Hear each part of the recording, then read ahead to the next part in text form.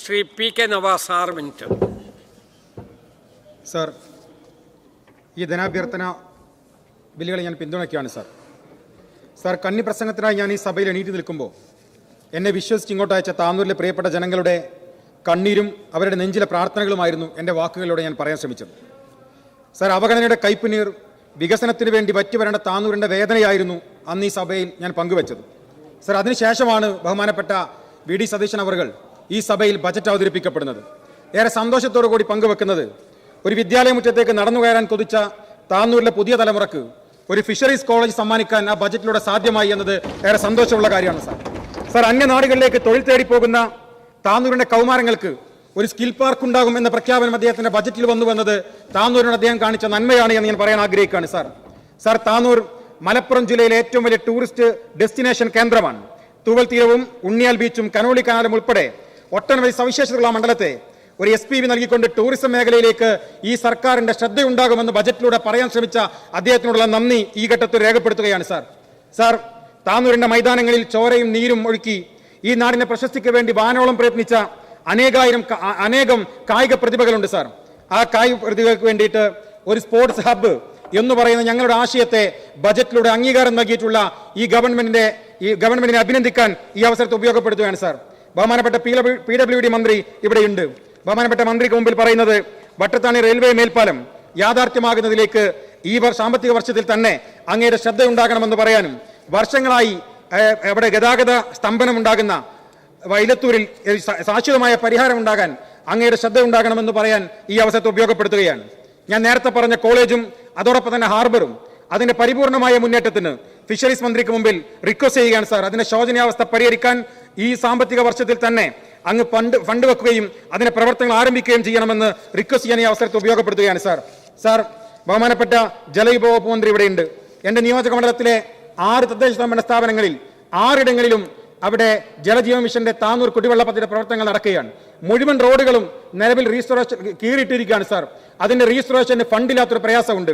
ബഹുമാനപ്പെട്ട ജലവിഭവ മന്ത്രിയോട് പറയാനുള്ളത് ഒരു സ്പെഷ്യൽ ഫണ്ട് കേരളത്തിലെ പഞ്ചായത്തുകൾക്ക് റോഡുകൾ റീസ്റ്റോറേഷൻ ചെയ്യുന്നതിന് വേണ്ടിയിട്ട് സ്പെഷ്യൽ ഫണ്ടുകൾ വിനിയോഗിക്കാനുള്ള ഇടപെടൽ ഉണ്ടാകണമെന്ന് കൂടി ഈ അവസരത്തിൽ റിക്വസ്റ്റ് ചെയ്യാണ് സാർ. സാർ, ഈ സർക്കാർ അധികാരത്തിൽ വന്ന് വളരെ കുറഞ്ഞ കാലമേ ആയുള്ളൂ, 1 മാസം മാത്രമേ കഴിഞ്ഞുള്ളൂ. അതിനു മുൻപേ നേരത്തെ പല അംഗങ്ങളും സൂചിപ്പിച്ചതുപോലെ തെരുവ് സമരം കൊണ്ട് നിറയ്ക്കാൻ വേണ്ടി ശ്രമിക്കുകയാണ് പ്രതിപക്ഷ സംഘടനകൾ. സാർ, അതിൽ ഏറ്റവും മുൻപന്തിയിൽ നിൽക്കുന്നത് ഞങ്ങളുടെ സഹപ്രവർത്തകരായ SFI സുഹൃത്തുക്കളാണ്. ഈ സഭയിലിരിക്കുന്നവരെല്ലാം സമരങ്ങൾ നിറഞ്ഞ് രാഷ്ട്രീയ ജീവിതങ്ങളിലൂടെ കടന്നു വന്നവരാണ്. സമര പോരാട്ടങ്ങൾക്ക് തങ്ങളുടെ ജീവിതം സമർപ്പിക്കപ്പെട്ടവരാണ് ഈ സഭയിൽ അംഗങ്ങളെല്ലാം. സാർ, നമ്മൾ വിളിച്ച സമരങ്ങൾക്കൊക്കെ ഒരു മുദ്രാവാക്യം ഉണ്ടാകാറുണ്ട് സാർ.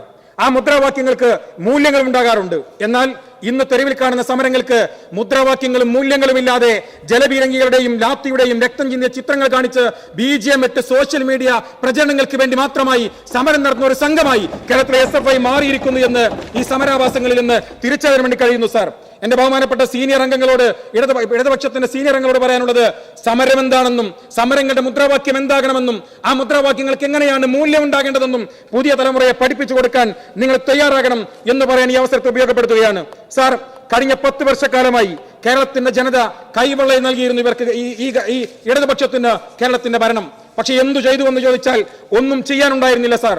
നമുക്കറിയാം PMC എന്ന് പറയുന്ന RSSന്റെ അറവുശാലയിലേക്ക് കേരളത്തിന്റെ ക്ലാസ് മുറികളെ ഏകപക്ഷീയമായ കരാറുകളിലൂടെ എറിഞ്ഞു കൊടുത്തവരാണ് സാർ ഈ ഇരിക്കുന്ന കേരളത്തിന്റെ പ്രതിപക്ഷം എന്ന് പറയുന്നവർ. അവർ കേരളത്തിന്റെ കലാലയങ്ങളിൽ കാവ്യരാഷ്ട്രീയത്തിന്റെ വിത്ത് മുളയ്ക്കാൻ പാകപ്പെടുത്തി കൊടുത്തവരാണ് സാർ. സാർ, അത് മാത്രമാണോ? ഇന്ന് PMCയെ കുറിച്ച് മാത്രം സംസാരിക്കുന്ന പ്രതിപക്ഷത്തോട് ഞങ്ങൾ ചോദിക്കുന്ന ചോദ്യമുണ്ട്. PM ഉഷ ഉന്നത വിദ്യാഭ്യാസ മേഖലയിൽ ആരാണ് നടപ്പിലാക്കിയത് സാർ?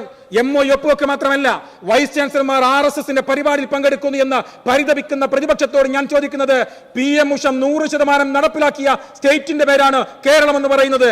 RSSന്റെ അജണ്ടയാണ്, BJPയുടെ അജണ്ടയാണ്. ഇതേ സെൻട്രൽ ഗവൺമെന്റ് കൊണ്ടുവന്നതാണ്. അത് മുഴുവനായി നടപ്പിലാക്കാൻ, അതിൽ ഒപ്പുവെക്കാൻ നിങ്ങളുടെ കൈ വിറച്ചില്ല എന്നത് കേരളത്തിന്റെ RSSന് ഒറ്റുകൊടുത്തവരാണ് ഇടതുപക്ഷക്കാരെന്ന് ചരിത്രം രേഖപ്പെടുത്തും എന്ന് അവരോട് പറയാൻ ഈ അവസരത്തെ ഉപയോഗപ്പെടുത്തുകയാണ് സാർ.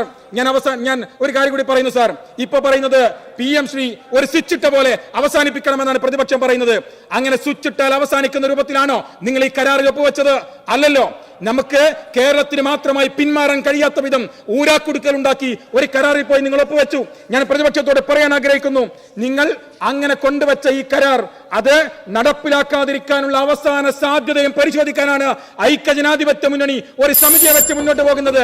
ഒരു കാര്യം ഉറപ്പിച്ചു പറയുന്നു, ഞങ്ങൾ നടപ്പിലാക്കാതിരിക്കാനുള്ള എല്ലാ സാധ്യതകളെയും ഞങ്ങൾ പരിശോധിക്കുമെന്ന് മാത്രമല്ല, ഊരാക്കുടുക്കിനകത്ത് കേരളത്തിന്റെ കഴുത്ത് നിങ്ങൾ വെച്ച ഊരാക്കുടുക്കിനകത്ത് കുടുങ്ങുമെങ്കിൽ കേരളത്തിന്റെ മുഖ്യമന്ത്രിയും വിദ്യാഭ്യാസ മന്ത്രിയും പറഞ്ഞ വാചകമുണ്ട്, കേരളത്തിന്റെ ക്യാമ്പസുകളിലെ കേരളത്തിന്റെ സ്കൂളുകളിലെ സിലബസുകളിലേക്ക് ഒരു വരി സംഘപരിവാറിൻ്റെത് കയറി വരാതിരിക്കാനുള്ള ജാഗ്രത കാണിക്കുമെന്ന് ഞങ്ങൾ പ്രഖ്യാപിച്ചതാണ്. കേരളത്തിന്റെ സ്കൂളിന്റെ വരാന്തയിലേക്ക് ഒരു സംഘപരിവാറുകാരനും അവകാശം പറഞ്ഞു വരാവുന്ന ഒരു പാഠപുസ്തകവും ഉണ്ടാവില്ല എന്ന് കേരളത്തിന്റെ മുഖ്യമന്ത്രിയും വിദ്യാഭ്യാസ മന്ത്രിയും പ്രഖ്യാപിക്കുകയാണ്. അത് മലയാളിയുടെ കോൺഫിഡൻസ് ആണ്. നിങ്ങൾ ഒരുക്കിയിട്ടുള്ള ഊരാക്കുടുക്കിനകത്ത് കേരളത്തിന്റെ കഴുത്ത് കുടുങ്ങിയാലും RSSകാരനെ കൈയടിക്കാൻ അതിലൊന്നുമില്ലാതിരിക്കാനുള്ള ജാഗ്രത ഐക്യജനാധിപത്യത്തിന്റെ ഭാഗത്തുണ്ടാകും എന്ന് ഞങ്ങൾ പറഞ്ഞതാണ്. സാർ, കേരളത്തിന്റെ മുഖ്യമന്ത്രി, കേരളത്തിന്റെ പ്രതിപക്ഷ നേതാവ്, അദ്ദേഹം മുഖ്യമന്ത്രി ആയിരിക്കുമ്പോഴാണ് സാർ ചെടിച്ചട്ടി കൊണ്ട് തലതല്ലി പൊളിച്ച ഒരു പോലീസ് കാലം മലയാളി കണ്ടത്. അത് മാത്രമാണോ? അദ്ദേഹം പ്രതിപക്ഷത്തിരിക്കുമ്പോ ഒരു കുപ്പി വെള്ളം റോഡിൽ നിന്ന് കോരിയെടുത്ത് ഒരു കുപ്പി വെള്ളവുമായി ഈ സഭയിൽ വന്നു സാർ. സഭയിൽ ഉയർത്തി കാണിച്ചിട്ട് അദ്ദേഹം പറഞ്ഞു, ഞങ്ങളുടെ കുട്ടികൾക്ക് ചൊറിയുന്നുണ്ട് എന്ന്. സാർ, ആ പ്രതിപക്ഷ നേതാവിനോട് ഞങ്ങൾ പറയുന്നത്, നിങ്ങൾ തലതല്ലി പൊളിച്ചും പോലീസിന്റെ ലാത്തി നിങ്ങളുടെ പ്രവർത്തകന്മാർ ഉപയോഗിച്ച് അടിച്ചു തകർത്ത തലതല്ലി പൊളിച്ച പ്രവർത്തകന്മാരാണ് ഇന്ന് ഭരണപക്ഷത്തിന്റെ ബെഞ്ചിരിക്കുന്നത് എന്ന് അവരെ ഓർക്കേണ്ടതാണ്. ബഹുമാനപ്പെട്ട പ്രതിപക്ഷ നേതാവിനോട് ഞങ്ങൾ കാര്യം പറയാം. ഇതാ, ഇന്ന് നിങ്ങളുടെ കുട്ടികൾക്ക് ചൊറിയുന്നുവെങ്കിൽ അത് ഈ കോരിയെടുത്ത വെള്ളത്തിന്റെ ചൊറിച്ചിലല്ല. 10 വർഷക്കാലം അധികാരത്തിന്റെ ശീതളച്ചായിൽ ഒരുങ്ങിയിരുന്ന് ഇപ്പോ വെയിലത്തിറങ്ങി സമരം ചെയ്യുമ്പോ സ്വാഭാവികമായി ചൊറിച്ചിലുണ്ടാകും സാർ. അതവരെ പറഞ്ഞ് മനസ്സിലാക്കി കൊടുക്കണം എന്ന് മാത്രം പറയാൻ ഒരു കാര്യം കൂടി പറഞ്ഞു ഞാൻ അവസാനിപ്പിക്കാണ് സാർ. ഇപ്പൊ UDF-നെതിരെ സംഘപരിവാറിന്റെ ചാപ്പ കുത്തണം. അതിനേറ്റവും അവസാനം അവർ ഉയർത്തി കാണിക്കുന്നത് PMAY ആണ്. കേരളത്തിന്റെ പ്രിയങ്കരനായ LSTD വകുപ്പ് മന്ത്രിയെ KM ഷാജിക്ക് നേരെ അവർ ആരോപണം ഉന്നയിക്കുകയാണ്. അതിന് അവരുടെ നേതാവ് AR റഹീം ഉയർത്തിക്കാണിച്ച ഒരു ചിത്രമുണ്ട്. ഉത്തർപ്രദേശിൽ പോയിട്ടാണ് അദ്ദേഹം ആ ചിത്രം ഉയർത്തിപ്പിടിച്ചത്. സാർ, ഈ ചിത്രം ഈ കേരളത്തിന്റെ പ്രതിപക്ഷ നേതാവ് മുഖ്യമന്ത്രിയാകുമ്പോ കേരളത്തിന് സമ്മാനിച്ച ഒരു വീടിന്റെ ചിത്രമാണ് സാർ.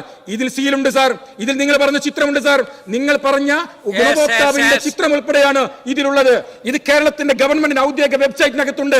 ബഹുമാനപ്പെട്ട LSTD മന്ത്രിയോട് ഞങ്ങൾ അഭ്യർത്ഥിക്കുകയാണ്, ആ വെബ്സൈറ്റിനകത്ത് നിന്ന് ആ ചിത്രങ്ങൾ റിമൂവ് ചെയ്യാൻ ബഹുമാനപ്പെട്ട ഗവൺമെന്റ് തയ്യാറാകണം എന്ന് പറയാൻ ഈ അവസരത്തെ ഉപയോഗപ്പെടുത്തുകയാണ്. സാർ, മലയാളി പ്രബുദ്ധരാൻ, മലയാളിക്ക് സവിശേഷമായ വിവേകമുണ്ട്. ആ വിവേകം കൊണ്ടാണ് സാർ ഐക്യജനാധിപത്യ മുന്നണി 102-ലും ഇവർ 36-ലും ഒതുങ്ങി നിൽക്കുന്നത്. ഇത്തരം ആരോപണങ്ങളെ ഈ കേരള ജനത അത് തള്ളിക്കളയുക തന്നെ ചെയ്യും എന്ന് പറഞ്ഞുകൊണ്ട് ഈ ധനാഭ്യർത്ഥന ചർച്ചകളെ പിന്തുണച്ചുകൊണ്ട് അവസാനിപ്പിക്കുന്നു സാർ.